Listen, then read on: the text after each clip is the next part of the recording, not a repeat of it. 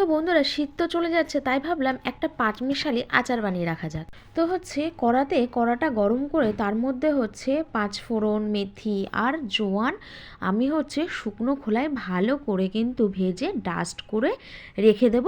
গোলমরিচ সহ কিন্তু এটা ডাস্ট করে আমি রেখে দেবো। পাঁচমিশালি সবজির মধ্যে ছিল মূলো, গাজর, আম, কাঁচা লঙ্কা, লেবু। এই যে ভাজা মশলাটা দিয়ে আমি কিন্তু পুরোপুরি সুন্দরভাবে হাতের সাহায্যে মাখিয়ে আমি রেখে দেবো 1 ঘন্টা মতো। যত সুন্দর মাখা হবে এর স্বাদটাও কিন্তু ঠিক তত দ্বিগুণ হবে। তারপরে দেবো স্বাদ মতো চিনি।